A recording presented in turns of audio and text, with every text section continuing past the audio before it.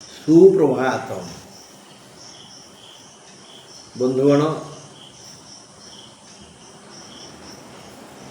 ଆପଣଙ୍କର ପାଇଁ ଶ୍ରୀ ଜଗନ୍ନାଥ ପୁଷ୍ପବୃଷ୍ଟି କରନ୍ତୁ। ସେ ଏବେ 9 ଦିନ ଯାତ୍ରା କରିବେ। ଶୁକ୍ରବାର ଠାରୁ ଏହି 9 ଦିନରେ ସେ ତାଙ୍କର ପ୍ରଜାମାନଙ୍କୁ ଦେଖିବେ, କଲ୍ୟାଣ କରିବେ। ଆଉ ଆମେ ତାଙ୍କର କଲ୍ୟାଣ କାମନା କରି ଆରମ୍ଭ କରିବା ଆଜିର କାର୍ଯ୍ୟକ୍ରମ।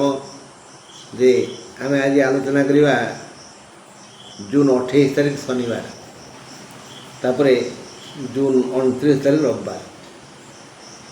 ଏ ଦୁଇ ଦିନର ଦୈନିକ ରାଶିଫଳ ଉପରେ, ଭାଗ୍ୟଫଳ ଉପରେ କିଛି ଆଲୋଚନା କରିସାରିଲେ ଆଉ ଦ୍ୱିପଦ କହିବି। କାଲି ପ୍ରଶ୍ନ ପଚାରିଥିଲି। ଆଜି ଜୁନ୍ 28 ଶନିବାର, ଆଷାଢ଼ 7 ଦିନ। ଶନିବାରର ସୂର୍ଯ୍ୟୋଦୟ 5ଟା 11 ପରେ, ସୂର୍ଯ୍ୟାସ୍ତ 6ଟା 27 ପରେ, ତୃତୀୟା ତିଥି ଦିନ 9ଟା 5ରୁ, ତୃତୀୟା ତିଥି ଦିନ 9ଟା 54 ଯାଏ। ତାପରେ ଚତୁର୍ଥୀ ତିଥି।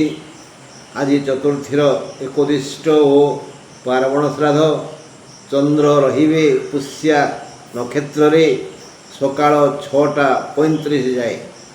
6ଟା 35 ଭିତରେ ଜାତ ଶିଶୁର ରାଶି ପୁଷ୍ୟା କର୍କଟ 8 ହେବ।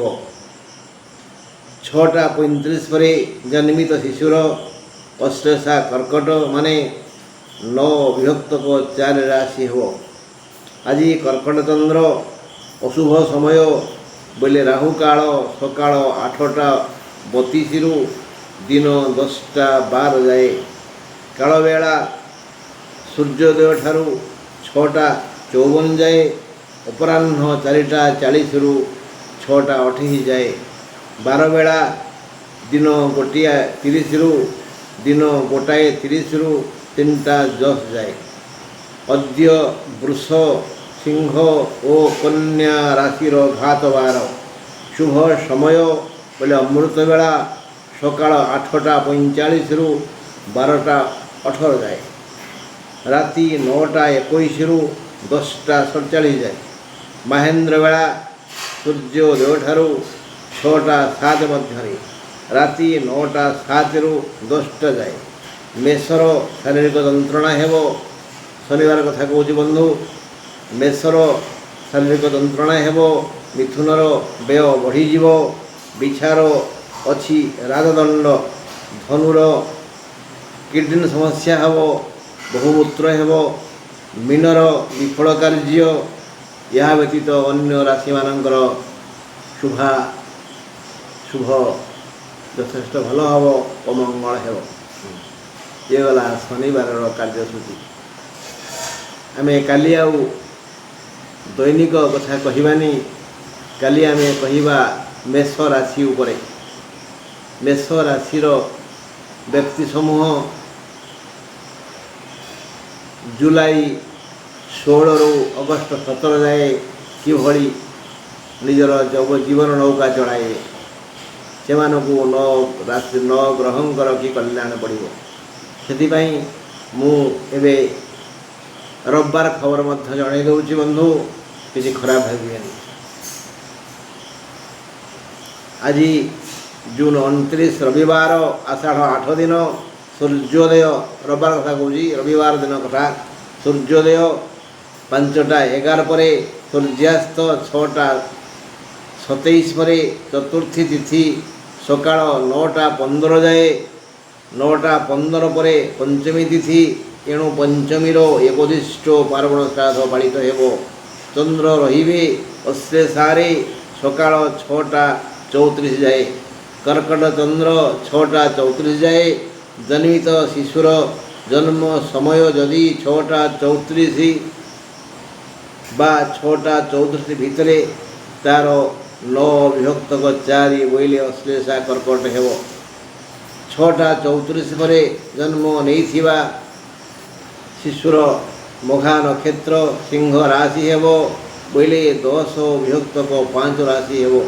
आजिर अशुभ समय बोले राहुकाल अपराह्न 4:49 रु संध्या 6:28 जाए।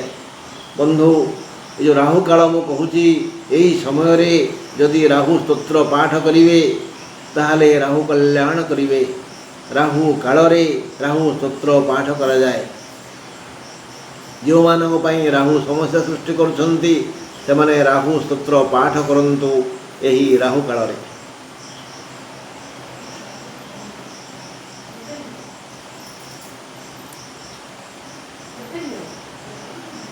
तपरे 12 बेला और काल बेला 10:12 रु 1:30 मध्य आज मेष राशि घात बार कर्कट मकर राशि पुरुषंकर घात चंद्र शुभ समय बोले अमृत बेला सूर्योदय ठारू 7:53 जाए।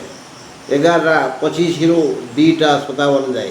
राति 7:11 रु 10:04 जाए। महेंद्र बेला दिन 3:49 रु 4:42 जाए।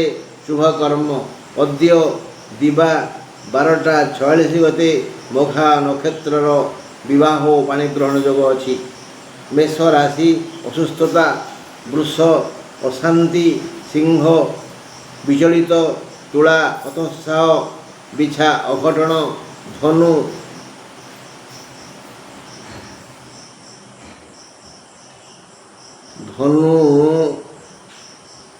शारीरिक कष्ट, मकर अर्थहानि, कुंभ व्यय वृद्धि यही समस्यार सम्मुखीन हेबे। अन्य राशि मानकर मंगल हेब। ग्रह स्थिति आज रवि मिथुन, चंद्र 6:34 जाए कर्कट, 6:34 पर सिंहरे, मंगल सिंहरे, बुध कर्कटरे, गुरु मिथुनरे, शुक्र मेषरे, शनि मीनरे, राहु कुंभरे और केतु सिंहरे अच्छे। आउथरे कह दूसरी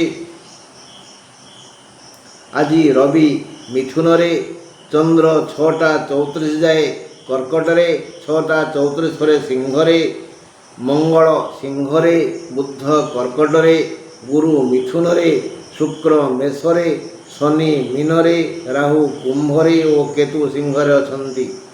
कालबेला राहुकाल प्रभृति समय पूर्वर जदि आम यात्रा करिबा कार्य आरंभ करिबा तले भल, अन्यथा यही समय नष्ट हो। राहु बेला काल बेला आसवा पूर्वर आम मानसिक प्रस्तुत हेबा जे आम किमती शुभरे यात्रा करिबा ओ सकल कार्य करिबा। जदि पूर्व प्रस्तुत नहेबा ताहले ए समय नष्ट हो, मानसिक अशांति सृष्टि हो। बंधु आशा करे आसंता काली की जदि ईश्वर चाहिए समस्या किसी न आसे तेबे मेष राशि उपरे एक दीर्घ संदर्भ पाठ करिबा। हाँ बंधु आज एतिकी रहिली, नमस्कार।